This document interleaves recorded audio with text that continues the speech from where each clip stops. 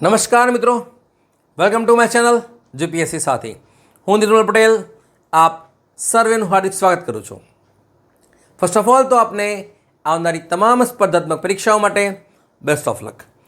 આ વિડીયોઝમાં આપણે વાત કરવાની છે નવેમ્બર મહિનાના મહત્ત્વપૂર્ણ કરંટ અફેર્સની, જેના અંતર્ગત આપણે વાત કરીશું space technologies, sports, ministry, culture, states, volcanoes, obituaries અને કેટલાક સ્ટેટિક જીકેની વાત કરીશું.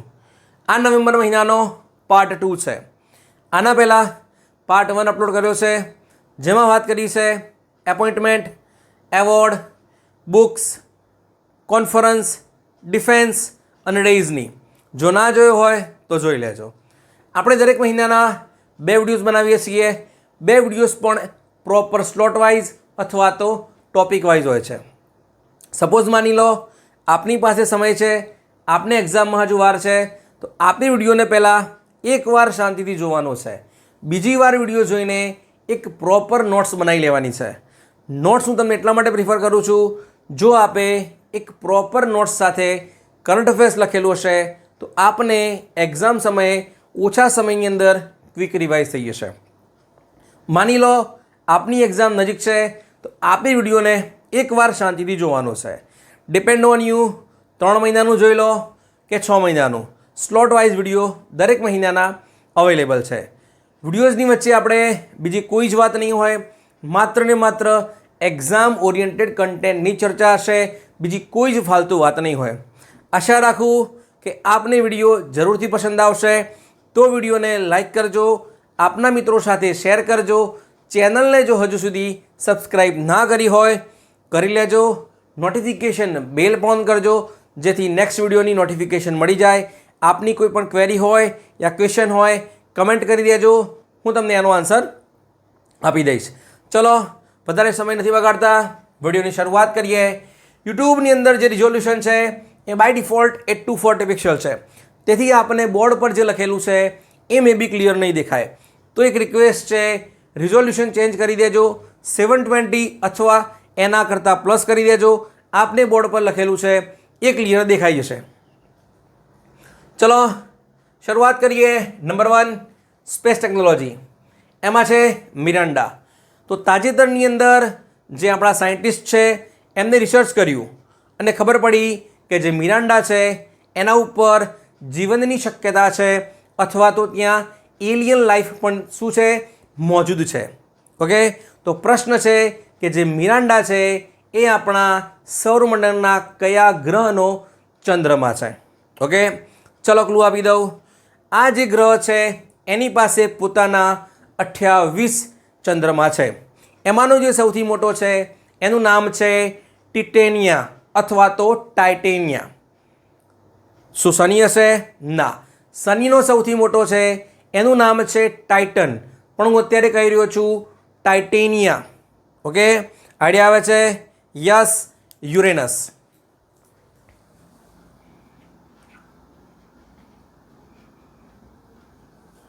પછી છે ગ્રેમલિન. મેં હમણાં તમને વાત કરી કે જે આ ગ્રહ છે અથવા તો જે ગ્રહનો ચંદ્રમા છે મિરાન્ડા, એના ઉપર એલિયન લાઈફ છે. તો દુનિયાનો એવો એક દેશ છે કે જે દુનિયાની પ્રથમ એલિયન હન્ટિંગ સિસ્ટમ અથવા તો યુએફઓ સર્વેલન્સ સિસ્ટમ શું કરશે? આવતા વર્ષે ડિપ્લોય કરશે. ખ્યાલ આવે છે ક્વેશ્ચન? એટલે કે આવતા વર્ષે એક દેશ છે જે દુનિયાની પ્રથમ એલિયન હન્ટિંગ અથવા તો યુએફઓ સર્વેલન્સ સિસ્ટમ શું કરશે? ડિપ્લોય કરશે. ઓકે, આ દેશની અંદર અવારનવાર કેટલીય વાર યુએફઓ એટલે કે અનઆઇડેન્ટિફાય ફ્લાઇંગ ઓબ્જેક્ટ જોવા મળે છે. ઇવન ખુદ બરાક ઓબામા છે એમને પણ નોંધ લીધી છે. એબ્સોલ્યુટલી આપની આઈડિયા આવી ગયો હશે. Yes, USA.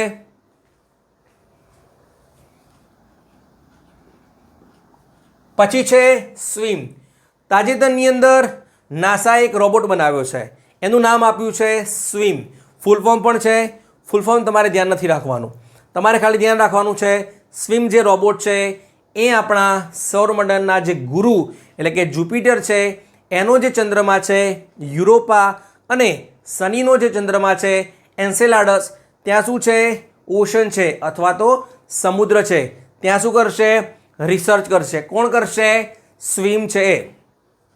મેજોરિટી છે યુરોપા અને એન્સેલાડસ. ક્લિયર આટલે સુધી? પછી વાત કરીએ લિગ્નોસેટ. તાજેતરની અંદર દુનિયાનો એવો પ્રથમ દેશ કે જેને લાકડામાંથી બનાવેલો સેટેલાઇટ લોન્ચ કર્યો, જેનું નામ છે લિગ્નોસેટ. આપ જાણતા હશો કે જે સેટેલાઇટ બનાવવામાં આવે છે એ મેજર મેટલ્સના હોય છે. એમાં પણ ખાસ કરીને એલ્યુમિનિયમ સેક્શન્સ વધારે હોય છે. તો જ્યારે એ સેટેલાઇટ છે એ નિષ્ક્રિય થઈ જાય ત્યારે અવકાશની અંદર શું થઈ જાય છે? કચરો થઈ જાય. એટલે કે સ્પેસની ભાષામાં કહીએ તો એ ડેબ્રિસ થઈ જશે.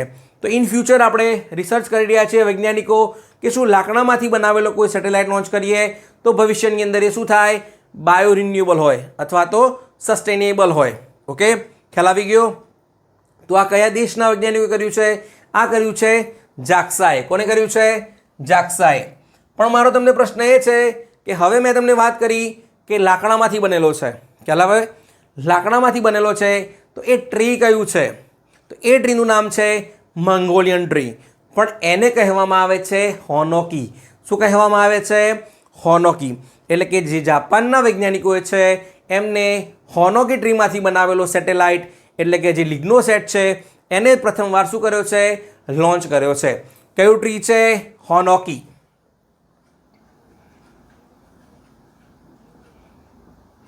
ઓકે, એક પ્રકારનું મંગોલિયન ટ્રી છે.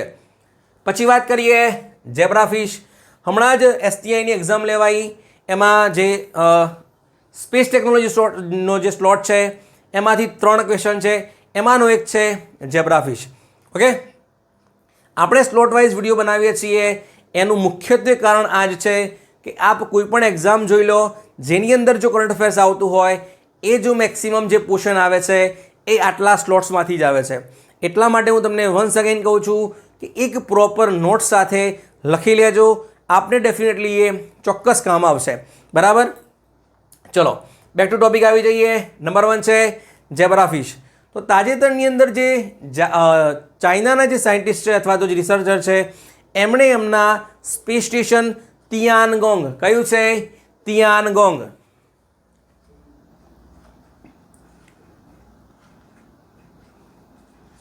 કે તાજેતરની અંદર ચાઇનાના જે રિસર્ચરો છે, સાયન્ટિસ્ટ છે, એમણે એમના સ્પેસ સ્ટેશન એટલે કે તિયાનગોંગ ઉપર 4 ઝેબ્રાફિશને મોકલી હતી. એમાંની જે 4 છે એમને પોતાની એક લાઈફ સાયકલ શું કરી છે? કમ્પ્લીટ કરી છે. એટલે કે ડેવલપમેન્ટ, ગ્રોથ અને રિપ્રોડક્શનનો જે તબક્કો છે આ કમ્પ્લીટ કર્યો છે. આપણા માટે કેમ મહત્વનું છે? કેમ કે એવું માનવામાં આવે છે કે જે ઝેબ્રાફિશ છે અને જે માણસ છે એટલે કે હ્યુમન્સ છે એની વચ્ચે જેનેટિકલી શું છે? સામ્યતા ખૂબ જ જોવા મળે છે. એટલે ભવિષ્યની અંદર સ્પેસ સ્ટેશનની અંદર કોઈ રોગ માટે જો આપણે રિસર્ચ કરવું હોય તો એના માટે બેસ્ટ ઓપ્શન છે ઝેબ્રાફિશ. એટલા માટે કોને પસંદ કરી? ચાઇનાએ ઝેબ્રાફિશને પસંદ કરી હતી. ક્લિયર આટલે સુધી? પછી વાત કરીએ 16 સાયકે. આપ જાણતા હશો કે સૌરમંડળની અંદર જે મંગળ છે અને ગુરુ છે એના વચ્ચે એક એસ્ટ્રોઇડ બેલ્ટ છે. એમાં છે એક એસ્ટ્રોઇડ જેનું નામ છે 16 સાયકે. તો હમણાં રિસર્ચમાં ખબર પડી કે જે આ 16 સાયકે છે એ આપણા સૌરમંડળનો સૌથી મોસ્ટ વેલ્યુએટ શું છે? ઓબ્જેક્ટ છે અથવા તો એ શું છે? એસ્ટ્રોઇડ છે. કેમ? કેમ કે આની ઉપર સોનાના, પ્લેટિનમના અથવા તો નિકલના શું છે? ભંડારો છે. એટલા માટે ચર્ચામાં છે. તો શું છે? આ એસ્ટ્રોઇડ છે પણ શું છે? મોસ્ટ વેલ્યુએબલ છે. પછી વાત કરીએ કોડેક્સ. તો આનું ફૂલ ફોર્મ ધ્યાન રાખો.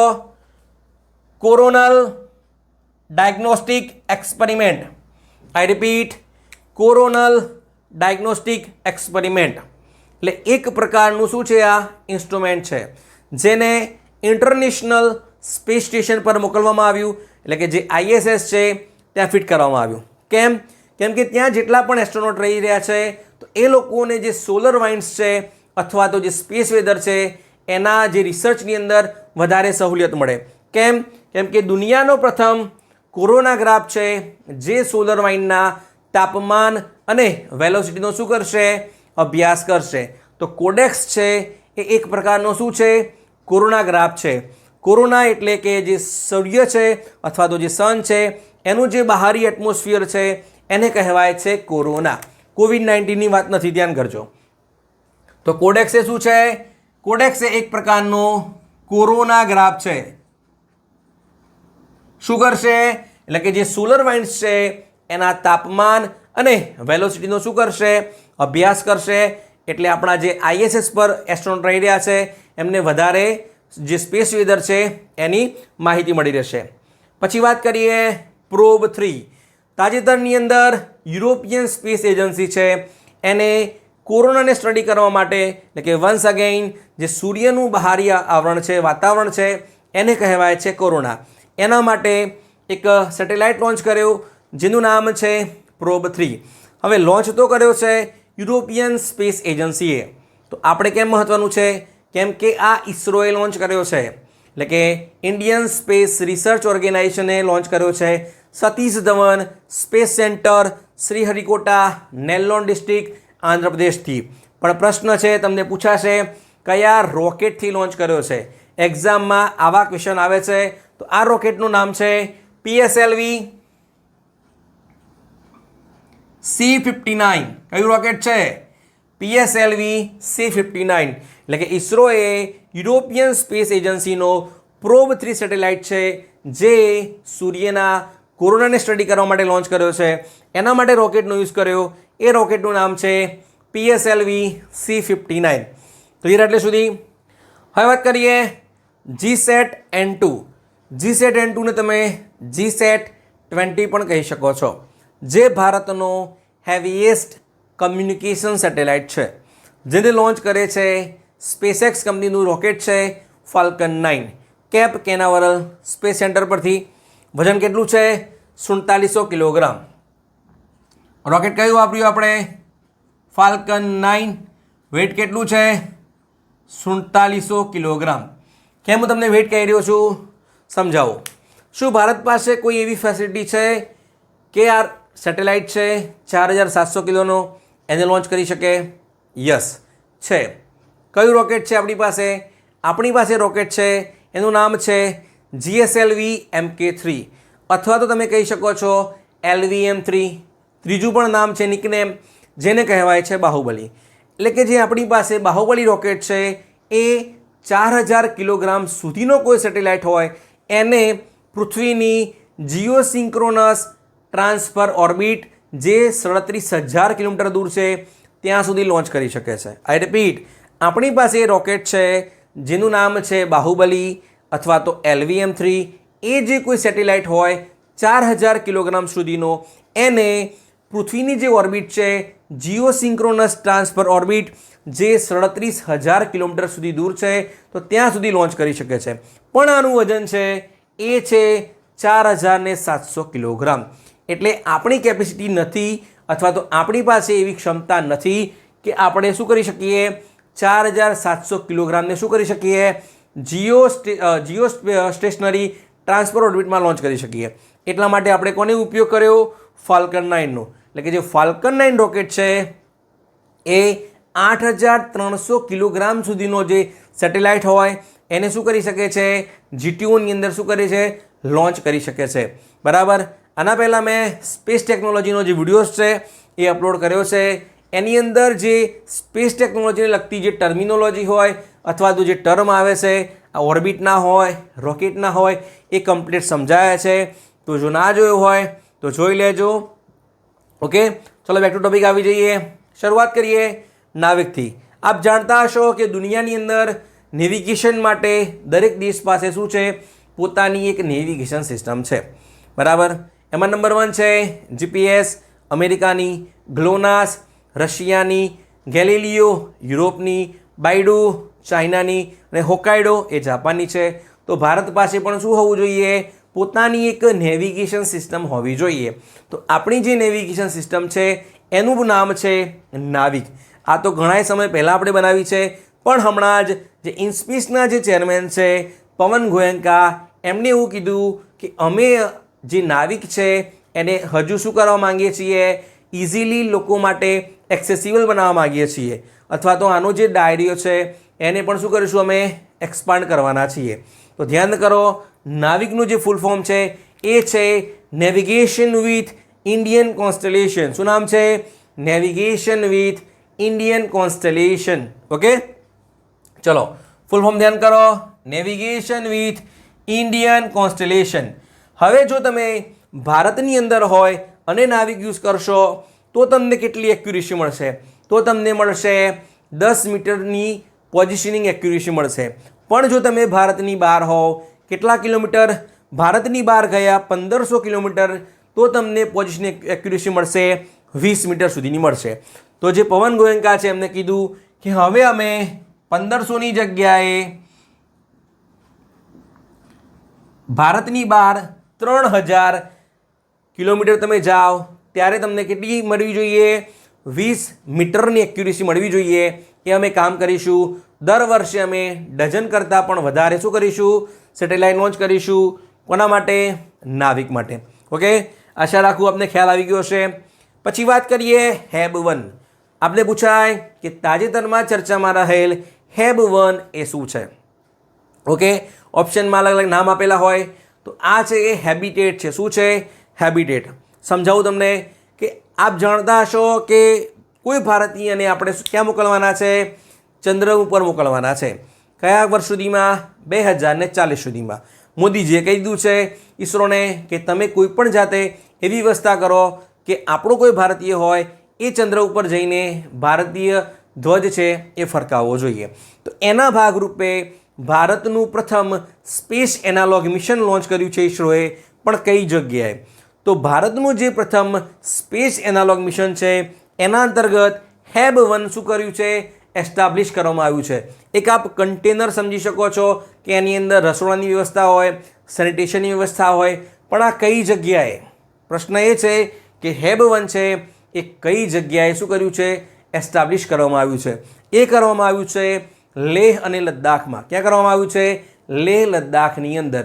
એટલે કે જે લેહ છે અથવા તો લદ્દાખ છે એની જે જિયોગ્રાફિકલ કન્ડિશન છે એ માર્શિયન અથવા તો જે લુનર છે એટલે કે મંગળ અને ચંદ્રની જે જિયોગ્રાફિકલ એરિયા છે અથવા તો ત્યાંનું એટમોસ્ફિયર છે એને ખૂબ જ મળતી આવે છે. તો ભવિષ્યની અંદર માની લો કે એસ્ટ્રોનોટ અહીંયા રહેશે તો એમને ઇન ફ્યુચર જ્યારે જવાનું છે ચંદ્ર ઉપર તો ત્યાંની જે કન્ડિશન છે એનો રહેવાસ અહીંયા થઈ જશે અથવા તો શું થઈ જશે? એનો એક્સપિરિયન્સ આ લોકો ક્યાં કરી શકશે? HAB-1ની અંદર કરી શકશે. તો HAB-1 ક્યાં એસ્ટાબ્લિશ કર્યું છે? લેહ લદ્દાખની અંદર. ઓકે, ક્યાં કર્યું છે? લેહ લદ્દાખની અંદર. ક્લિયર આટલે સુધી? તો હવે રિવાઇઝ કરી લઈએ સ્પેસ ટેકનોલોજી. તો મિરાન્ડા જે યુરેનસનો ચંદ્રમા છે એના ઉપર રિસર્ચમાં ખબર પડી છે કે ત્યાં જીવનની શક્યતા છે અથવા તો ત્યાં એલિયન લાઈફ પણ શું છે? હોઈ શકે છે. ગ્રેમલિન એટલે કે દુનિયાની પ્રથમ એલિયન હન્ટિંગ અથવા તો UFO સર્વેલન્સ સિસ્ટમ જે અમેરિકા ડેપ્લોય કરશે 2025માં. સ્વિમ નાસાએ બનાવેલો રોબોટ છે જે ગુરુના ચંદ્રમાં યુરોપા અને શનિના ચંદ્રમાં એન્સેલાડસની અંદર જે ઓશન છે એનામાં શું કરશે? રિસર્ચ કરશે. લિગ્નોસેટ દુનિયાનો પ્રથમ વુડન સેટેલાઇટ એટલે કે લાકડામાંથી બનાવેલો સેટેલાઇટ છે જે લોન્ચ કર્યો છે જાપાને. અને લાકડું છે મંગોલિયન ટ્રી છે. ખાસ કરીને એનું નામ છે હોનોકી.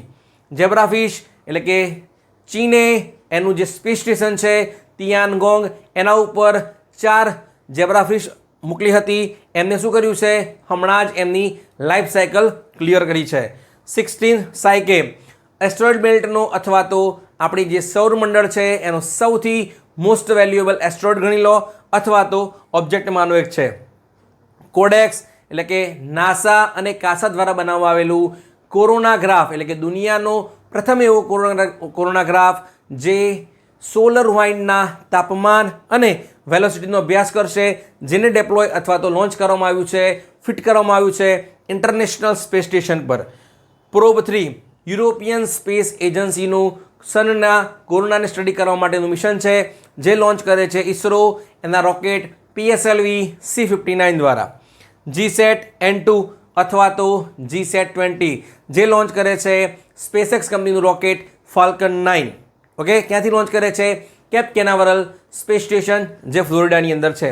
નાવિક એટલે કે નેવિગેશન વિથ ઇન્ડિયન કોન્સ્ટલેશન્સ, જેને શું કરવામાં આવશે, મોર એક્સેસિબલ અથવા તો ઇઝીલી એક્સેસિબલ બનાવવામાં આવશે ભારતના નાગરિકો માટે. અને એની રેન્જ છે એ ભારતની બહાર 1500 કિલોમીટર છે, એને વધારીને હવે 3000 કિલોમીટર કરવામાં આવશે.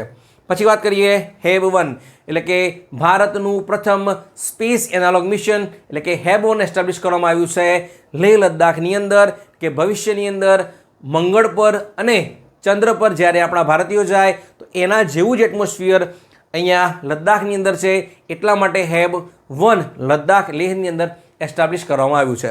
ક્લિયર એટલે સુધી? ચલો હવે વાત કરીએ સ્પોર્ટ્સની. એમાં નંબર 1 છે WTA ફાઇનલ એટલે કે વુમન્સ ટેનિસ એસોસિએશન્સ, જે યોજાઈ રિયાદની અંદર અને પ્રથમવાર જીતે છે અમેરિકાની ખેલાડી કોકો ગોફ. ઓકે, પછી વાત કરીએ ATP ફાઇનલ એટલે કે એસોસિએશન ઓફ ટેનિસ પ્રોફેશનલ, જે મેન્સમાં હોય છે, જે જીતે છે ઇટલીનો ખેલાડી જેનિક સિનર, અને આયોજન પણ ક્યાં થાય છે, ઇટલીની અંદર જ થાય છે. પછી વાત કરીએ બિલી જીન કિંગ કપ. તમને પૂછાશે કે બિલી જીન કિંગ કપ છે એ કઈ રમત સાથે જોડાયેલ છે, તો એ રમાય છે ટેનિસમાં, પણ મહિલાઓનો છે. શેમાં રમાય છે? ટેનિસમાં. પણ કોણ જીત્યું? ઇટલી જીતી ગયું છે. કોણ જીતી ગયું? ઇટલી. એટલે કે જ્યોર્જિયા મેલોની જે દેશના છે એમની ટીમ જીતી જાય છે સ્લોવાકિયાને હરાવીને 5મી વખત. ઓકે, પછી વાત કરીએ ફોર્મ્યુલા 1 ચેમ્પિયનશિપ એટલે કે જે ગાડીઓની જે રેસિંગ હોય છે એને કહેવાય છે ફોર્મ્યુલા 1. સળંગ 4થી વાર જીતે છે રેડબુલનો ડ્રાઈવર મેક્સ વર્સ્ટાપન. કોણ જીતે છે? મેક્સ વર્સ્ટાપન. ધ્યાન રાખજો, કઈ ગાડી ચલાવે છે? રેડબુલ. હવે હું તમને પ્રશ્ન કરું કે શું મેક્સ વર્સ્ટાપન છે એ દુનિયાનો એવો ખેલાડી છે જેને સૌથી વધારે F1 ટાઇટલ જીત્યા હોય? તો જવાબ છે ના. ઓલરેડી લુઈસ હેમિલ્ટન અને માઇકલ શુમાકર 7 જીતી ચૂકેલા છે. એટલે કે હવે જે મેક્સ વર્સ્ટાપન છે એને સળંગ 4 જીત્યા છે 2021થી. ક્લિયર એટલે સુધી? પછી વાત કરીએ વર્લ્ડ બિલિયર્ડ્સ ચેમ્પિયનશિપ, જેનું 28મું ટાઇટલ જીતે છે the one and only Pankaj Advani, જે ભારતીય છે. કોણ જીતે છે? પંકજ અડવાણી. પછી વાત કરીએ વર્લ્ડ ચેસ ચેમ્પિયનશિપ, જેનું આયોજન થાય છે સિંગાપોરની અંદર, અને ચાઇનાના ડિંગ લીડેનને હરાવીને ભારતીય ડી ગુકેશ છે એ દુનિયાનો સૌથી યુવા ચેસ ચેમ્પિયન બને છે. કેટલા વર્ષે? 18 વર્ષે. એટલે કે 18 ક્લિયર એટલે સુધી? તમિલનાડુનો ખેલાડી છે. રેકોર્ડ કોનો તોડ્યો? રેકોર્ડ તોડ્યો છે ગેરી કાસ્પરાવ. કોનો તોડ્યો છે? ગેરી કાસ્પરાવ, જેમનો રેકોર્ડ હતો 22 વર્ષે વર્લ્ડ ચેમ્પિયન બનવાનો ચેસની અંદર. તો એ ક્યાંના હતા? એ હતા રશિયાના હતા. ઓકે, ચલો આયોજન ક્યાં થયું? સિંગાપોરમાં. પૂછાશે તો તમને આ પૂછાશે. ચલો પછી વાત કરીએ અનીસ સરકાર. એટલે કે આપણું જે ચેસનું જે ભવિષ્ય છે એ ખૂબ જ ગોલ્ડન છે. ઓકે, નવા જે ચેમ્પિયન્સ છે ઉભરી રહ્યા છે આવનારા ભવિષ્યની અંદર. ડેફિનેટલી આના પરથી કહી શકાય 2 ખેલાડી છે એ ચેસના છે. સમજાવી દઉં છું. અનીસ સરકાર છે એ માત્ર તમે કલ્પી શકો કે માત્ર 3 વર્ષનું છોકરું છે. કેટલા વર્ષનું? 3 વર્ષનું. તો એમના પપ્પા મતલબ કે જે અનીસ સરકાર છે એ જ્યારે નાનો હોય છે ત્યારે એમના પપ્પા શું કરે છે? મોબાઈલ આપી દેશે, પોગો કરી આપે, કાર્ટૂન કરી આપે. પણ જે આ છોકરું છે એને રસ હતો માત્ર ચેસમાં. તો એ દરમિયાન આ છોકરું શું કરે? ચેસ સાથે લગાવ વધારે રાખે, ચેસના વિડીયો જોવે. એટલે એમના પેરેન્ટ્સ શું કરે છે? એમનું કરિયર ચેસ બાજુ ડાયવર્ટ કરે છે. એટલે કે 3 વર્ષનું છોકરું છે. ક્યાંનું છે? કોલકાતાનું. હવે રેકોર્ડ શું કર્યો? એટલે કે ફિડેના ઇતિહાસનો, ધ્યાનથી સાંભળો, ફિડેના ઇતિહાસનો સૌથી યંગેસ્ટ રેટેડ જો કોઈ પ્લેયર હોય તો એ છે કોલકાતાનો અનીસ સરકાર. કેટલું રેટિંગ હતું? એમનું રેટિંગ હતું 1555. કેટલું છે? 1555. પછી વાત કરીએ દિવિથ રેડ્ડી. એટલે કે હમણાં જ અંડર-8, ધ્યાનથી સાંભળો, અંડર-8 વર્લ્ડ કેડેટ ચેસ ચેમ્પિયનશિપનું આયોજન થાય છે ઇટલીની અંદર, અને એમાં ગોલ્ડ મેડલ જીતે છે દિવિથ રેડ્ડી, જે તેલંગાણાનો છે. પછી વાત કરીએ ફાસ્ટેસ્ટ T20 100 એટલે કે તાજેતરની અંદર કયા ભારતીયે સૌથી ઓછા બોલની અંદર ફાસ્ટેસ્ટ સેન્ચુરી બનાવી છે? કેટલા બોલમાં? 28 બોલની અંદર સદી મારી છે. તો કઈ ટ્રોફી દરમિયાન? એ ટ્રોફી હતી સૈયદ મુશ્તાક અલી ટ્રોફી. કઈ ટ્રોફી? સૈયદ મુશ્તાક અલી ટ્રોફીની અંદર કોણ મારે છે? એ મારે છે ગુજરાતનો ઓપનર ખેલાડી અથવા તો વિકેટ કીપર ઉર્વિલ પટેલ. કેટલામાં મારે છે? 28 બોલની અંદર 100 મારે છે. કેટલામાં? 28 બોલની અંદર 100 રન કરે છે અને રેકોર્ડ બનાવે છે T20ના ઇતિહાસનો સૌથી ઝડપી સદી મારવાનો રેકોર્ડ. કોની સામે કરી? ત્રિપુરાની સામે. આ રેકોર્ડ થયો અને ઇન્સ્ટન્ટ વિથિન અ વીક બીજો એક ખેલાડી છે જેનું નામ છે અભિષેક શર્મા, જે આપ સાઈડે જાણતા હશો, સનરાઇઝર્સ હૈદરાબાદ. ઓકે, તો એ પણ શું કરે છે? 28 બોલની અંદર 100 મારે છે. કોણ મારે છે? અભિષેક શર્મા. તો કયા રાજ્ય વતી? એ હતા પંજાબ વતી. કોની સામે? મેઘાલયની સામે. ક્લિયર એટલે સુધી? ચલો પછી વાત કરીએ. સોની એ ઉપર કન્સિડર કરજો અહીંયા. ઓકે, એટલે કે ફાસ્ટેસ્ટ T20 100 માર્યા છે ભારતના અથવા તો ગુજરાતના ઉર્વિલ પટેલે ત્રિપુરાની સામે 28 બોલમાં 100. એના પછી કરે છે અભિષેક શર્મા 28માં 100. પંજાબનો ખેલાડી છે અને કોની સામે? મેઘાલયની સામે. કઈ સિરીઝ દરમિયાન? કઈ ટ્રોફી દરમિયાન? સૈયદ મુશ્તાક અલી ટ્રોફી દરમિયાન, જે જીતે છે મુંબઈ સૂર્યકુમાર યાદવ. કોને હરાઈને? મધ્યપ્રદેશને હરાઈને. ઓકે, ચલો હવે India's highest run in T20 કે T20ના ઇતિહાસની અંદર ભારતીય ટીમ દ્વારા હાઈએસ્ટ સ્કોર કરવામાં આવ્યો. કેટલો? 283/1. પણ પ્રશ્ન છે કોની સામે? એ કર્યો હતો સાઉથ આફ્રિકા સામે. કોની સામે? સાઉથ આફ્રિકા સામે. ક્યાં? જોહાનિસબર્ગની અંદર. ક્લિયર એટલે સુધી? પછી આપ જાણતા જશો પણ ઇન્વોલ્વ કર્યું છે IPLનો સૌથી યંગેસ્ટ ખેલાડી વૈભવ સૂર્યવંશી 1.1 કરોડ રાજસ્થાન રોયલ. ઓલ્ડેસ્ટ પૂછાય તો હમણાં જ ઇંગ્લેન્ડનો જે ફાસ્ટ બોલર છે એને રિટાયરમેન્ટ લીધી હતી, જેમ્સ એન્ડરસન. ઓકે, સૌથી યુવા બન્યો છે વૈભવ સૂર્યવંશી અને એ ઓલ્ડેસ્ટ પૂછાય તો જેમ્સ એન્ડરસન. ક્લિયર એટલે સુધી? હવે હું તમને પ્રશ્ન કરું. આ તો વાત થઈ IPLની અંદર. IPLની અંદર માની લો કે 13 વર્ષનું છોકરું છે એ હવે હરાજીમાં આવી ગયું છે. ઇવન રાજસ્થાન રોયલ્સ વતી રમવાનો પણ છે. હવે હું તમને પ્રશ્ન કરું કે શું આ ખેલાડી ભારતીય ટીમમાં સિલેક્શન થાય કે નહીં અત્યારના ટાઈમે? તો એનો જવાબ છે ના. કેમ? કેમ કે ICCનો એક રૂલ્સ છે કે તમે ત્યારે જ ઇન્ટરનેશનલ ક્રિકેટ રમી શકો કે જ્યારે તમારી ઉંમર કેટલી હોય? 15 વર્ષ થઈ ગઈ હોય.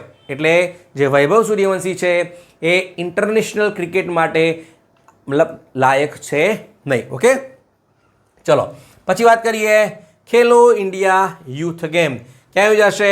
આવતા વર્ષે યોજાશે જાન્યુઆરી ફેબ્રુઆરીની અંદર. પણ ક્યાં? આ યોજાશે બિહારની અંદર. ક્યાં યોજાશે? બિહારની અંદર. ચલો પછી વાત કરીએ hockey world cup junior men's 2025નો જે ધ્યાન કરજો. એટલે કે આવતા વર્ષે ડિસેમ્બરમાં યોજાશે men's junior hockey world cup. એનું હોસ્ટ કોણ કરશે? તમિલનાડુ હોસ્ટ કરશે એને. Okay, MK Stalin. પણ હું તમને પ્રશ્ન કરું કે શું આ પ્રથમવાર યોજાશે? ના, ચોથી વાર આયોજન થશે ભારતની અંદર. ઓકે, ક્લિયર એટલે સુધી? પછી વાત કરીએ મિનિસ્ટ્રી. એમાં નંબર 1 છે યુલપિન એટલે કે ULPIN. તો સમજીએ કેમ ચર્ચામાં છે. ફૂલ ફોર્મ ધ્યાન રાખો. Unique land parcel identification number. શું છે?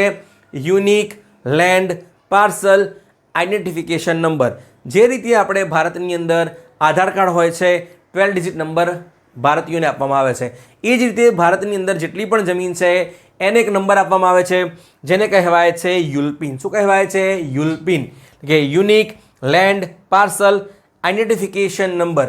આ ભારત સરકાર શરૂ કરે છે 2021ની અંદર. તો અત્યારે ચર્ચામાં કેમ આવ્યું? અત્યારે એટલામાં ચર્ચામાં આવ્યું કે હમણાં જ મિનિસ્ટ્રી ઓફ રૂરલ ડેવલપમેન્ટના પોર્ટલ પરથી ડેટા પરથી જાણવામાં આવ્યું કે આ જે યુલપિન છે એ ગ્રામીણ ભારતની અંદર માત્ર 30% જમીનોમાં જ કમ્પ્લીટ થયું છે. એટલે સરકારે તાકીદ કરી છે દરેક રાજ્યોને અથવા તો મંત્રાલયોને કે બને એટલું જલ્દી આને શું કરો? ઇમ્પ્લિમેન્ટ કરો 2026 સુધી ભારતના દરેક જે ગામડા છે, રૂરલ છે, એની અંદર તમે શું કરી દો, યુલપીન એસ્ટાબ્લિશ કરી દો અથવા તો જમીનોને શું આપી દો, યુલપીન આપી દો. તો કેટલો છે યુલપીન છે એ 14 નંબરનો આલ્ફા ન્યુમેરિક ડિજિટ હોય છે.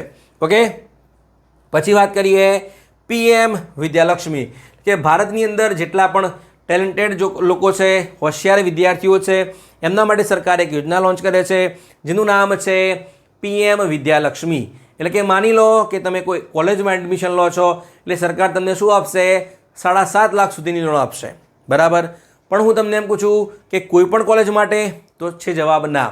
કે જો તમે મેરિટેરિયસ સ્ટુડન્ટ છો અને જો તમે ભારતની 860, ધ્યાનથી સાંભળો, ભારતની 860 ક્વોલિટી હાયર એજ્યુકેશન ઇન્સ્ટિટ્યૂટની અંદર તમે એડમિશન મેળવ્યું હશે કોઈ પણ કોર્સની અંદર, તો સરકાર તમને કેટલી લોન પ્રોવાઈડ કરશે, 7.5 લાખ રૂપિયા લોન પ્રોવાઈડ કરશે. એટલે જેટલો પણ ટ્યુશનનો અને એક્સ્ટ્રા કોર્સ સાથે જોડાયેલો ખર્ચો છે એ કોણ આપશે, સરકાર આપશે. એટલે સરકાર વતી કોણ આપશે, બેન્કો આપશે, અને જે ફાઇનાન્શિયલ ઇન્સ્ટિટ્યુશન છે એ પ્રોવાઈડ કરશે. કોલેટરલ ફ્રી લોન છે, બરાબર, ગીરવે કશું મૂકવાનું નથી અને ગેરંટરમાં પણ કોઈ રહેશે નહીં. કેટલી આપશે, 7.5 લાખ રૂપિયા આપશે બેન્કો અને ફાઇનાન્શિયલ ઇન્સ્ટિટ્યુશન આપશે. ક્લિયર એટલે સુધી? ચલો, અને સરકારનું ટાર્ગેટ છે કે દર વર્ષે આપણે કેટલા લોકોને આપવાની છે, 22 લાખ વિદ્યાર્થીઓને આપણે શું કરવાનું છે, આ યોજનાની અંદર ઇન્વોલ્વ કરવાના છે.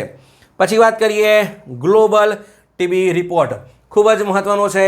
આપને શું પૂછાશે કે તાજેતરની અંદર ગ્લોબલ ટીબી રિપોર્ટ આપ્યો છે એ કઈ સંસ્થાએ, આપને ખ્યાલ જ છે, એક જ આપે, એનું આન્સર છે WHO. તો શું કીધું WHOએ ભારતની ખૂબ જ તારીફ કરી છે. એટલે કે છેલ્લા દશકની અંદર દુનિયામાંથી જો ટીબી નાબૂદ થયો હોય તો એનો જે રેટ છે એ 8.3% છે, પણ ભારતે જે ટીબી નાબૂદ કર્યું છે, ઉન્મૂલન કર્યું છે, એનો જે રેટ છે 17.7% છે. ઓકે, હવે હું તમને કહું કે ભારતની અંદરથી ટીબી નાબૂદ કરવા માટેનું લક્ષ્યાંક કેટલું છે. દુનિયાનું પૂછાય તો તમે માર્ક કરશો 2030, પણ ભારતનું પોતાનું લક્ષ્યાંક હોય કે ભારત સરકારે કયા વર્ષ સુધીમાં ટીબીને દેશમાંથી ઉન્મૂલન કરવાનું લક્ષ્યાંક રાખ્યું છે, તો એનો જવાબ આવશે 2025. આના માટે શું કોઈ સરકાર યોજના ચલાવે છે? યસ, એ યોજનાનું નામ છે નિક્ષય પોષણ યોજના. શું છે? નિક્ષય પોષણ યોજના, જેના અંતર્ગત સરકાર સારવાર દરમિયાન પર મંથ 500 રૂપિયા આપે છે. કેટલા આપે છે? 500. પણ હમણાં જ થોડા સમય પહેલાં સારવાર દરમિયાન 500માંથી કેટલા કર્યા છે? 1000 રૂપિયા સરકાર આપશે. ઓકે, ચલો, ક્લિયર એટલે સુધી? હવે વાત કરી લઈએ કલ્ચરની. એમાં નંબર 1 છે સાદાર સંમેલન, એટલે કે સદર સંમેલન. બોલો, પ્રોનાઉન્સિએશનની અંદર કંઈ પણ હોય તો બી ચાલે, બરાબર, બીજા રાજ્યનું છે એટલે. તો તાજેતરની અંદર કયા રાજ્યએ સદર સંમેલનને પોતાનો સ્ટેટ ફેસ્ટિવલ ડિક્લેર કર્યો છે? ખ્યાલ આવે ક્વેશ્ચન? તો એ છે તેલંગાણા. કોણ છે? તેલંગાણા. ઓકે, તમિલનાડુનું ધ્યાન કરજો. એ રેવંત રેડ્ડી ત્યાંના મુખ્યમંત્રી છે. એમને પરિપત્ર એટલે કે ઓફિશિયલ પરિપત્ર જાહેર કર્યો છે કે દર વર્ષે સદર સંમેલન છે એને તેલંગાણાના સ્ટેટ ફેસ્ટિવલ તરીકે શું કરવામાં આવશે? ઉજવવામાં આવશે. પછી વાત કરીએ 9મું અમૂર ફાલ્કન ફેસ્ટિવલ ક્યાં યોજાયું? એ યોજાયું તામેંગલોંગમાં. ક્યાં યોજાયું? તામેંગલોંગ. તો પ્રશ્ન છે તામેંગલોંગ ક્યાં છે? એ છે મણિપુરમાં છે. ક્યાં છે? મણિપુર. ઓકે, પછી વાત કરીએ નિંગોલ ચકૌબા. ઓકે, અથવા તો નિંગોલ ચકુબા. આ કયા રાજ્યનો ફેસ્ટિવલ છે? આમ તો ભારત સાંસ્કૃતિક વિરાસત એટલી બધી છે કે ના પૂછો વાત. ઓકે, પણ જ્યારે એમાં એક સંબંધ એવો છે એની વાત આવે ત્યારે ભારતની અંદર અલગ અલગ તહેવારો મનાવવામાં આવે છે. એમાંનો એક છે નિંગોલ ચકુબા. તો આ કયા સંબંધ માટે છે? આ છે ભાઈ અને બહેનના પવિત્ર સંબંધ માટે છે. કેમ? સમજાવું. કેમ કે મણિપુર છે એના અંદર જે એક ટ્રાઇબ્સ છે જેને કહેવાય છે મીટેઈ ટ્રાઇબ્સ. શું કહેવાય છે? મીટેઈ ટ્રાઇબ્સ. જનરલી જે મેઇનલી જે આ તહેવાર છે એ મીટેઈ ટ્રાઇબ્સનો હતો, પણ અત્યારે જે મણિપુરની અંદર દરેક ટ્રાઇબ્સ છે એ આ તહેવારને શું કરે છે? મનાવે છે. એટલે કે નિંગોલ ચકૌબાને મનાવે છે. તો શું હોય છે આની અંદર? આની અંદર જે પરિણીત બહેનો હોય અથવા તો જે પરિણીત મહિલાઓ હોય તો એ શું કરશે? પોતાના ભાઈના અથવા તો પોતાના પિયર જશે અને પિયરમાં જવા માટે જે ભાઈ છે એને શું કરવું પડે છે? એડવાન્સમાં બહેનને ફોન કરીને કહેવું પડશે કે બેન આવતા અઠવાડિયે આપણે શું રાખેલું છે? ગેટ ટુગેધર રાખેલું છે, એટલે તમારે અવશ્ય આવવાનું છે. ખ્યાલ આવ્યો? એટલે કે નિંગોલ ચકોબા દરમિયાન અઠવાડિયા પહેલાં ભાઈ શું કરશે? પોતાની બહેનને ફોન કરશે, ઇન્ફોર્મ કરશે આ એક પ્રથાના રૂપે કે બહેન તારે શું કરવાનું છે? મારા ઘરે આવવાનું છે. અને જ્યારે બહેનો પોતાના ભાઈના ઘરે જાય ત્યારે શું કરવામાં આવે છે? એક રિયુનિયન થાય છે, જોયફુલ ફેસ્ટિવલ છે. અને શું કરવામાં આવે છે? ફિસ્ટ પણ યોજાય છે અને બહેનોને ગિફ્ટ પણ આપવામાં આવે છે. શું આપવામાં આવે છે? ગિફ્ટ પણ આપવામાં આવે છે. ઓકે, જે રીતે આપણે રક્ષાબંધન છે તો એના કરતાં પણ અધિક મહત્ત્વ શું છે? નિંગોલ ચકોબાનું છે. પણ કયા રાજ્યની અંદર? મણિપુરની અંદર. કઈ ટ્રાઇબ્સનો ખાસ છે? મીટેડ ટ્રાઇબ્સનો. પણ બધી ટ્રાઇબ્સ પણ શું કરે છે? અત્યારે મનાવી રહી છે. પછી વાત કરીએ 25મો હોર્નબિલ ફેસ્ટિવલ નાગાલેન્ડમાં. ઓકે, આપ જાણતા હશો. પણ હું પૂછું કે આનું કોઈ પાર્ટનર સ્ટેટ હતું? યસ, તો એ છે સિક્કિમ. કયું છે? કે હમણાં જ નાગાલેન્ડની અંદર 25મો હોર્નબિલ ફેસ્ટિવલ યોજાયો, એનું પાર્ટનર સ્ટેટ હતું સિક્કિમ. કયું હતું? સિક્કિમ. ઓકે, પછી વાત કરીએ રાસ મહોત્સવ. હમણાં જ એસટીઆઈમાં એક ક્વેશ્ચન આવ્યો કે માજુલી દ્વીપ પર, એટલે કે દુનિયાનો સૌથી મોટો રિવર આઇલેન્ડ છે જે માજુલી, જે બ્રહ્મપુત્રા નદીના કિનારે બની રહ્યો છે, અથવા તો બ્રહ્મપુત્રા નદી જેનું શું કરે છે? નિર્માણ કરે છે. તો એના પરથી જ ક્વેશ્ચન હતો. તો તમને સમજાવું કે ત્યાં શું યોજાયું હતું? હમણાં રાસ મહોત્સવ યોજાયો. શું યોજાયું? રાસ મહોત્સવ. રાસ મહોત્સવનું આયોજન ત્યાં 150 વર્ષથી થાય છે અને એન્યુઅલ તહેવાર છે ભગવાન કૃષ્ણનો. એટલા માટે પૂછાયું હતું તમને માજુલી દ્વીપ માટે. ઓકે, એટલે કરંટ ને પર્સપેક્ટિવ તમે જુઓ તમે તો કલ્ચર પણ આવી જશે, બંધારણ પણ આવી જશે. એટલે તો તમે એકવાર પ્રોપર જો કરંટ લખી લીધું તો તમને બીજા બધા સાથે તમે શું કરી શકશો? ઇન્ટરકનેક્ટ કરી શકશો. બરાબર છે? ચલો, તો ક્યાં ઉજવાયો રાસ મહોત્સવ? એ ઉજવાય છે દુનિયાના સૌથી મોટા રિવર આઇલેન્ડ એટલે કે માજુલી દ્વીપ પર. છે ક્યાં છે? અસામમાં. ચલો, પછી વાત કરીએ બોયતા બંદાના. આ કયા સ્ટેટનો ટ્રેડિશનલ મેરીટાઈમ અને નેવલ ફેસ્ટિવલ છે?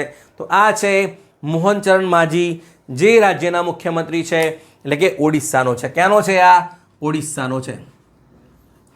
નેક્સ્ટ છે બાલીયાત્રા. એસટીએમાં આપણે ક્વેશ્ચન જોયો હશે. તો આ જ છે બાલીયાત્રા. તો ક્યાં ઉજવવામાં આવ્યું? એ ઉજવવામાં આવ્યું મહાનદી કિનારે જે શહેર વસેલું છે, એટલે કે કટક છે, ત્યાં ઉજવવામાં આવે છે. વર્લ્ડ ફેમસ છે, અઠવાડિયા સુધી ચાલતી યાત્રા છે. એટલે કે વન્સ અગેઇન ક્યાં ઉજવવામાં આવ્યું? ઓડિશાની અંદર. ઓકે, પછી પુષ્કર ફેર. આ મનાવવામાં આવે છે રાજસ્થાનની અંદર, એટલે કે પશુધનનો તહેવાર છે, પશુધનનો ફેસ્ટિવલ છે, ખાસ કરીને ઊંટ માટેનો. ઓકે, તો ક્યાં ઉજવવામાં આવ્યો? રાજસ્થાનની અંદર. ઓકે, ચલો, પછી વાત કરીએ જીરી મેલા. તો જમ્મુ અને કાશ્મીર. પછી છે જોલ જીબી મેલા. તાજેતરમાં જ આ રાજ્યના મુખ્યમંત્રી છે પુષ્કરસિંહ ધામી, એમને કીધું કે જે જોલ જીબી મેલા છે એ આપણી કેવી છે? અદ્વિતીય વિરાસત છે અને ખૂબ જ તારીફ કરી છે. તો એ છે ઉત્તરાખંડ. કયું છે? ઉત્તરાખંડ. યુપી ના સમજતા. પછી વાત કરીએ મંડલ મકરાવિલુક્કુ, એટલે કે મંડલ મકરાવિલુક્કુ જે તહેવાર છે એ ક્યાં ઉજવવામાં આવ્યો? ડેફિનેટલી આપને ખબર જ હશે. કેરળની અંદર પથાનમથિટ્ટા ડિસ્ટ્રિક્ટ, સબરીમાલા મંદિર, ભગવાન અયપ્પા. ઓકે, પણ મેજર પૂછાય તો કેરાલા. ઓકે, પછી વાત કરીએ ગરચોલા. તાજેતરની અંદર જે ગરચોલા છે એને જિયોગ્રાફિકલ ઇન્ડિકેશન ટેગ આપવામાં આવ્યો. આ સાથે જ ગુજરાતની અંદર ટોટલ કેટલી વસ્તુઓ છે જેને જિયોગ્રાફિક ટેગ આપવામાં આવ્યો? પ્રશ્ન ખ્યાલ આવ્યો તમને? ઓકે, ગરચોલા તો બધાને ખબર જ હશે, પણ હું તમને પ્રશ્ન કરું કે હવે ગુજરાતની અત્યારે ઓકે કેટલી આઇટમો છે જેને જીઆઈ ટેગ મળ્યો છે? તો એનો આન્સર આવશે 27. કેટલો આવશે?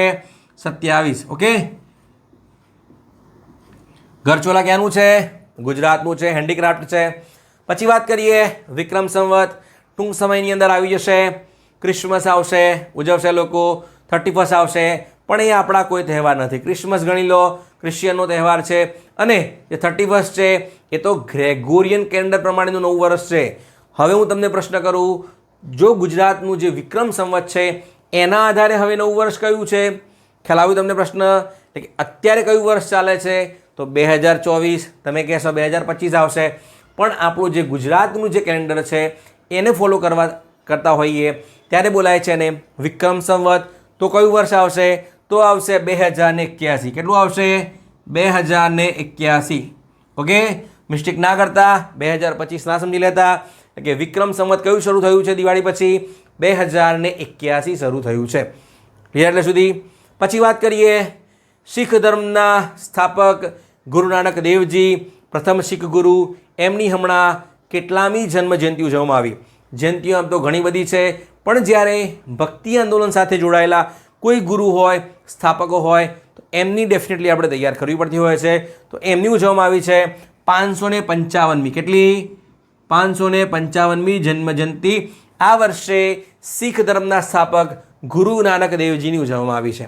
ઓકે, ચલો પછી વાત કરીએ કામેટ. તો હમણાં થોડા સમય પહેલાં આપણે રીલ્સ ઉપર ઘણા બધા મીમ્સ એન્જોય કર્યા હશે.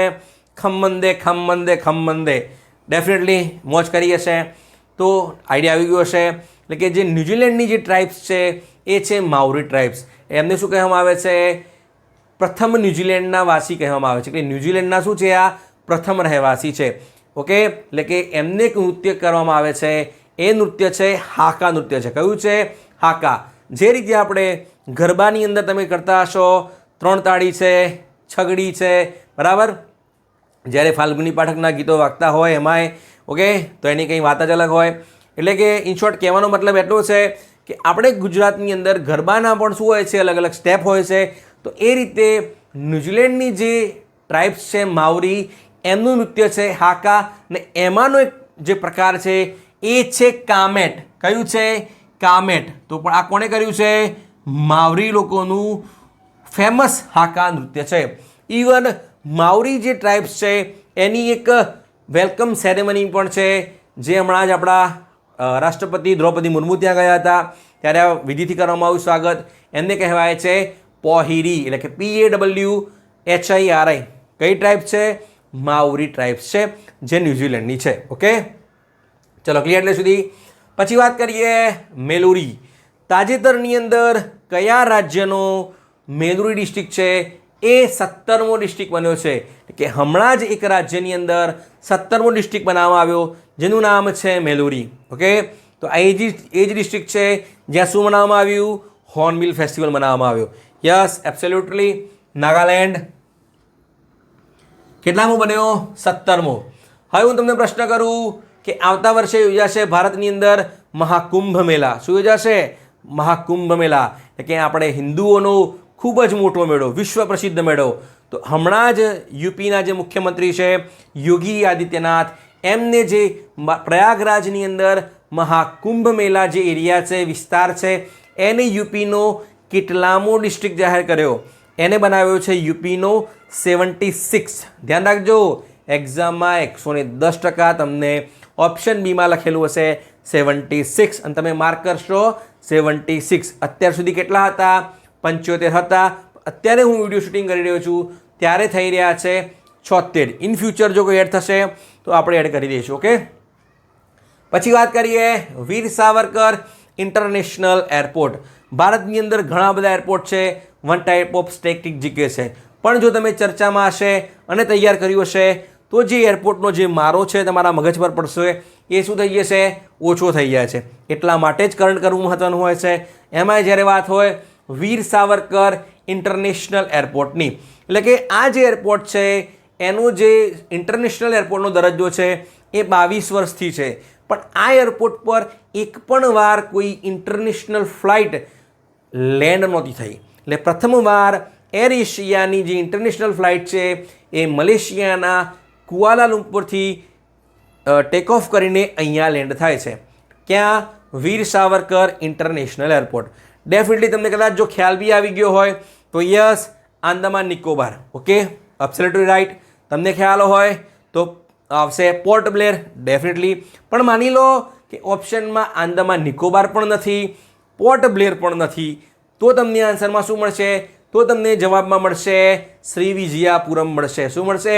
શ્રીવિજયાપુરમ. ખ્યાલ આવે છે? એટલે કે તાજેતરમાં જે વીર સાવરકર ઇન્ટરનેશનલ એરપોર્ટ છે એના ઉપર ફ્લાઇટ લેન્ડ થઈ એર એશિયાની કુઆલાલંપુરથી, તો એ ક્યાં છે?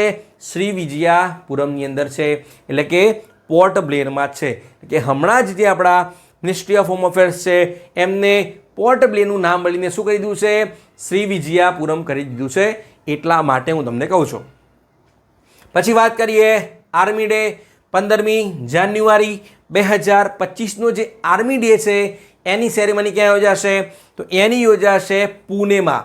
ધ્યાન રાખજો, 2025ની વાત થઈ રહી છે, નેક્સ્ટ યર પુણેની અંદર. એટલે કે જે આર્મીની જે પરેડ યોજાશે, સેરેમની યોજાશે આવતા વર્ષે 2025માં, એ યોજાશે પુણેની અંદર. ક્લિયર એટલે સુધી? પણ હું તમને પૂછું, નેવીની યોજાય ક્યાંય? તો 4 ડિસેમ્બરે નેવીની યોજાય છે પુરીની અંદર. ક્યાં યોજાય? પુરીની અંદર, એટલે કે ઓડિશાની અંદર. શું એરફોર્સનું ક્યાંય ફંક્શન યોજાયું? યસ, એરફોર્સનું 8 ઓક્ટોબરે સેરેમની યોજાય છે ચેન્નઈની અંદર.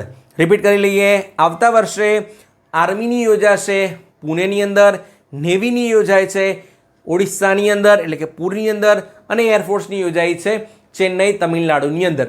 3 તમારે ધ્યાન રાખવાની છે. ઓકે, જોડકામાં પણ આવવાની શક્યતા છે. પછી વાત કરીએ વોલ્કેનોસ છે, માઉન્ટ મેરાપી અને લેઓટોબી લાકી. ઓકે, આપ જીસીઆરટીમાં કરતા હશો, પણ આપણે ચર્ચામાં છે એની જ વાત કરીએ છીએ, જીસીઆરટીની વાત નહીં કરીએ. તો આ કઈ જગ્યાએ છે? એ છે ઇન્ડોનેશિયા. ક્યાં છે? ઇન્ડોનેશિયા. પછી છે કલ્લાઓન અને તાલ વોલ્કેનો. કયો છે? કલ્લાઓન અને તાલ વોલ્કેનો. આ એરપ્ટ થયા છે, ફાટ્યા છે ફિલિપાઇન્સમાં. ક્યાં ફાટ્યા છે? ફિલિપાઇન્સની અંદર. ઓકે, પછી વાત કરીએ ઓબિચ્યુરીઝ, કે હમણાં જ કેટલાક વ્યક્તિઓનું નિધન થયું છે. આમ તો દુનિયાની અંદર 800 કરોડ કરતાં પણ વધારે લોકો છે. ઓકે, રોજ કેટલાય મરતા હોય. ઓકે, તો આપણે બધા યાદ રાખવાના ના. એમાંય જો ખાસ હોય, જો એ યાદ રાખ્યા હશે અને એમના વિશે એક્ઝામમાં પૂછાય તો ડેફિનેટલી આપણને આવડે. ઓકે, તો એમાં નંબર 1 છે કિકી હેકન્સન. કોણ છે? કિકી હેકન્સન. તાજેતરમાં નિધન થયેલું કિકી હેકન્સન એ કઈ ફિલ્ડ સાથે જોડાયેલ વ્યક્તિ છે? તો એ છે એક મોડેલ છે. ઓકે, કેમ મોડેલ છે કહું તમને. હમણાં જ મિસ ઇન્ડિયા પણ યોજાઈ, આવતા વર્ષે મિસ વર્લ્ડ કોમ્પિટિશન યોજાશે. ક્યાં યોજાશે? સારાજીવોમાં. સારાજીવો ક્યાં છે? બોસ્નિયા એન્ડ હર્જેગોવિનાની રાજધાની છે. ત્યાં યોજાશે મિસ વર્લ્ડ કોમ્પિટિશન 2025. ભારત તરફથી રિપ્રેઝન્ટ કરશે નિકિતા પોરવાલ, જે મધ્યપ્રદેશની છે. તો આ જે વ્યક્તિ છે કિકી હેકન્સન, એ છે દુનિયાની પ્રથમ મિસ વર્લ્ડ છે. કોણ છે? દુનિયાની પ્રથમ મિસ વર્લ્ડ છે, જેનું 95 વર્ષે નિધન થાય છે એમના આવાસ કેલિફોર્નિયાની ઉપર. ઓકે, પછી વાત કરીએ નોબુયો ઓયામા. નામ પરથી તમને ખ્યાલ આવ્યો હશે, જાપાનીઝ વ્યક્તિ છે. યસ, આપ જોતા હશો, આપના બાળકોને બતાવતા હશો, અને દરેક ઘરે અત્યારે આ કાર્ટૂન ચાલતું હોય. હવે આપને ખ્યાલ આવી ગયો, ડેફિનેટલી કાર્ટૂન જોડે જોડાયેલી વ્યક્તિ છે. ઓકે, તો આપણને એમ થાય કે એક્ઝામમાં કાર્ટૂનને ક્યાં લેવા દેવા છે. ઓકે, તો યસ, આ છે એક કોણ છે? આપ જોતા હશો, આપના બાળકો જોતા હશે, ડોરેમોન જોતા હશો. શું જોતા હશો?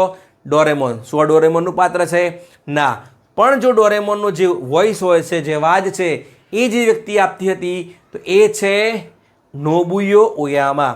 ખ્યાલ આવી ગયો? એમનું નિધન થાય છે. એટલે કે ડોરેમોન જે ચાલતું હતું આપણા ઘરે ચાલે છે, એની અંદર જે વોઇસ આવે છે ડોરેમોનનો, તો એ કોનો છે? નોબુયો ઓયામાનો છે. ઓકે, ચલો નોબિતા. પછી વાત કરીએ કેટલાક સ્ટ્રેટેજીની વાત કરીએ. નંબર 1 છે ટોબેકો બોર્ડ ઓફ ઇન્ડિયા. એનું હેડક્વાર્ટર ક્યાં છે? એનું હેડક્વાર્ટર છે ગુંટૂર, આંધ્રપ્રદેશની અંદર. ઓકે, ઇન્વોલ્વ કેમ કર્યું? કેમ કે હમણાં જ વર્લ્ડ ટોબેકો મિડલ ઇસ્ટ યોજાઈ. ત્યાં કોણ ગયું હતું? આપણું જે ટોબેકો બોર્ડ ઓફ ઇન્ડિયા છે એ ત્યાં શું કરવા ગયા હતા? એક રિપ્રેઝેન્ટ કરવા માટે ગયા હતા, એટલા માટે ઇન્વોલ્વ કર્યું છે. પછી વાત કરીએ વર્લ્ડ એન્ટી ડોપિંગ એજન્સી, જેનું હેડક્વાર્ટર છે મોન્ટ્રિયાલ એટલે કે કેનેડાની અંદર. ઓકે, અવારનવાર જેટલા પણ સ્પોર્ટ્સ પર્સન છે એમના ઉપર ડ્રગ્સને લઈને બેન લગાવે છે. ઓકે, કે તમે ડ્રગ્સ તો નથી લીધું ને.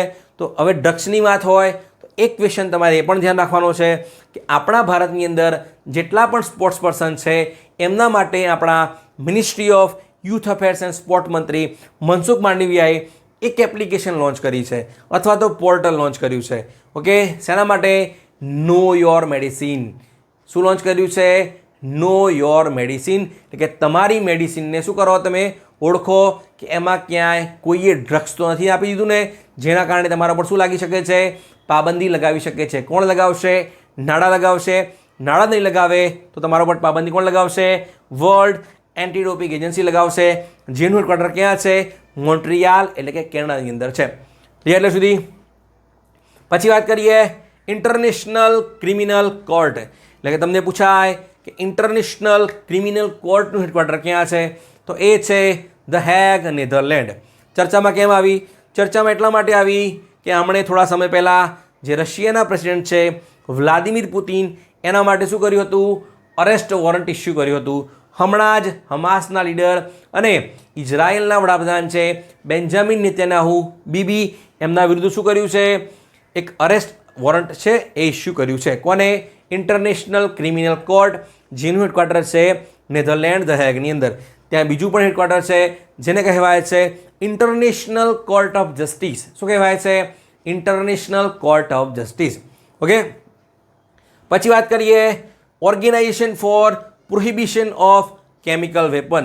કે દુનિયાની અંદર જેટલા પણ કેમિકલ સાથે જોડાયેલા ઉદ્યોગો છે અથવા તો કંઈ એવા ઇનિશિયેટિવ છે તો એના ઉપર જે રોકથામનું કાર્ય કરે છે એ કરે છે OPCW. કોણ કરે છે? OPCW, organization for prohibition of chemical weapon. એટલે કે આ જે ઉદ્યોગ છે એમાંથી ક્યાંય એનો ઉપયોગ દુરુપયોગ તો નથી થતો ને, ક્યાંય કેમિકલ વેપન તો બનાવવામાં નથી આવતા ને. ઓકે, તો એનું હેડક્વાર્ટર ક્યાં છે? એનું હેડક્વાર્ટર છે ધ હેગ, નેધરલેન્ડની અંદર છે. ચર્ચામાં કેમ આવ્યું? કેમ કે હમણાં જ OPCW એ ભારતનું ઇન્ડિયન કેમિકલ કાઉન્સિલ છે એને એવોર્ડ આપ્યો છે સરાહનીય કામગીરી માટે. ઓકે, ચલો હવે વાત કરી લઈએ ફેંગલ. તાજેતરની અંદર આપણે બે ઓફ બંગાળ કહી દો અથવા નોર્થ ઇન્ડિયન ઓશન કહી દો, તમિલનાડુમાં શું આવ્યું હતું? ફેંગલ આવ્યું હતું. તો ફેંગલ નામ કોણ આપે છે? ફેંગલ નામ આપે છે સાઉદી અરેબિયા. કોણ આપે છે? Saudi Arabia. આના પહેલાં કેટલા આવ્યા? રેમલ, દાના, આસડા. ઓકે, જૂના વિડીયોમાં ચર્ચા કરી છે આપણે, જોઈ લેજો. હવે કોણ આવે છે? હવે આવે છે ફેંગલ, જેનું નામ આપે છે સાઉદી અરેબિયા. હવે કયું આવશે? હવે જે કંઈ પણ વાવાઝોડું આવશે બે ઓફ બેંગાલ અથવા તો જે અરેબિયન સી છે અથવા તો નોર્થ ઇન્ડિયન ઓશનની અંદર, તો એનું નામ હશે શક્તિ હશે. શું હશે? શક્તિ. જે નામ આપશે શ્રીલંકા. એના પછી જો આવશે એનું નામ હશે મોન્થા. શું હશે? મોન્થા. જે નામ આપ્યું છે થાઈલેન્ડે. ઓકે, ચલો પછી વાત કરીએ યુનિવર્સિટી ઓફ વોલોંગોંગ. તાજેતરની અંદર યુનિવર્સિટી ઓફ વોલોંગોંગ છે એને ભારતની અંદર પોતાનું જે એકેડેમિક વર્ષ હોય અથવા જે કોર્સ હોય એ લોન્ચ કર્યા છે. આ સાથે જ દુનિયાની કોઈ બીજી યુનિવર્સિટી હોય, ફોરેન યુનિવર્સિટી હોય જેને ભારતની અંદર કેમ્પસ એસ્ટાબ્લિશ કર્યું હોય તો એ બની છે યુનિવર્સિટી ઓફ વોલોંગોંગ. ખ્યાલ આવ્યો તમને પ્રશ્ન? દુનિયાની પ્રથમ ફોરેન યુનિવર્સિટી જેનું કેમ્પસ ભારતની અંદર અને ખાસ કરીને ગુજરાતમાં ગિફ્ટ સિટીમાં એસ્ટાબ્લિશ કરી હોય તો એ હતી ઓસ્ટ્રેલિયાની ડીકિન યુનિવર્સિટી. ઓકે, તો આ બની છે બીજા નંબરની. એટલે કે યુનિવર્સિટી વોલોંગોંગે પણ શું કર્યું છે? પોતાનું કેમ્પસ સ્ટાર્ટ કર્યું છે, એડમિશન પણ સ્ટાર્ટ કર્યા છે. તો એ યુનિવર્સિટી વોલોંગોંગ છે એ ક્યાંની છે? તો આ એ જ દેશની છે જે દેશની સંસદે હમણાં જ દુનિયાનો પ્રથમ દેશ બન્યો. ઓકે, જેને શું કર્યું છે? સોશિયલ મીડિયા કંપનીને કહી દીધું કે તમારે હવે શું કરવાનું છે? 16 વર્ષથી જો નીચા છોકરા હોય અમારા દેશના તો એને તમારે તમારા જે એકાઉન્ટ છે એની અંદર શું નથી કરવા દેવાનું? લોગિન નથી કરવા દેવાનું, અથવા તો તમારા પ્લેટફોર્મ પર આ લોકોને જેમનું જે સાઇનઅપ છે અથવા તો આમનું લોગિન છે એ કરવા દેવાનું નથી. એના માટે તમે શું કરાવો? નિયમ કરો અથવા તો કોઈ એવું શું કરો? મિકેનિઝમ બનાવો. તો એ દેશ છે ઓસ્ટ્રેલિયા. એટલે કે ઓસ્ટ્રેલિયા છે એ દુનિયાનો પ્રથમ દેશ બન્યો કે જેને એના નાગરિકો અથવા તેના બાળકોને 16 વર્ષ કરતાં નીચા હોય એમને સોશિયલ મીડિયા વાપરવા પર શું લગાવી દીધો છે? બેન લગાવ્યો છે. ક્લિયર એટલે સુધી? પછી વાત કરીએ વર્લ્ડ મેડિટેશન ડે. આમ તો 365 દિવસો હોય છે. હવે આપણે ડેઝ પણ કવર કરીએ છીએ જે ઇમ્પોર્ટન્ટ છે, કેમ કે હવે એક્ઝામના દિવસો ચાલે છે એટલા માટે આપણે કવર કરીએ છીએ. હવે વાત કરીએ વર્લ્ડ મેડિટેશન ડે. હવે હું તમને એકવાર કહી દઉં કે 2024ની અંદર માત્ર 3 દિવસ એવા છે જે યુનાઇટેડ નેશન જનરલ એસેમ્બલીએ પ્રથમવાર મનાવવાના કીધા. એમાં નંબર 1 છે વર્લ્ડ ફૂટબોલ ડે 25મી મે. બીજા નંબર પર છે 6ઠ્ઠી જુલાઈ વર્લ્ડ રૂરલ ડેવલપમેન્ટ ડે, વિશ્વ ગ્રામીણ વિકાસ દિવસ. હવે આવે છે વર્લ્ડ મેડિટેશન ડે. આ કયા દિવસે મનાવવામાં આવશે? આ મનાવવામાં આવશે 21મી ડિસેમ્બર. ક્યારે મનાવવામાં આવશે? 21મી ડિસેમ્બર. ઓકે, ભૂલ ના થાય. એક્ઝામમાં ડેફિનેટલી ક્વેશ્ચન હશે કે તાજેતરમાં યુનાઇટેડ નેશને કયા દિવસને વર્લ્ડ મેડિટેશન ડે તરીકે મનાવવાનું શું કર્યું છે? આહવાન કર્યું છે. તો તમારો જવાબ હશે 21મી ડિસેમ્બર. ઓકે, ચલો કંઈ બાકી? આશા રાખું કે આપને વિડીયો જરૂરથી પસંદ આવશે. તો વિડીયોને લાઈક કરજો, આપના મિત્રો સાથે શેર કરજો. ચેનલને જો હજુ સુધી સબસ્ક્રાઈબ ના કરી હોય કરી દેજો. નોટિફિકેશન બેલ પણ ઓન કરી દેજો જેથી નેક્સ્ટ વિડીયોની નોટિફિકેશન મળી જાય. અને આપનું કોઈ પણ ક્વેશ્ચન હોય, કમેન્ટ હોય, કમેન્ટ બોક્સમાં જણાવી દેજો. હું તમને એનો આન્સર આપી દઈશ. તો મળીએ છીએ નવા વિડીયોઝની અંદર. જય હિન્દ, જય ભારત.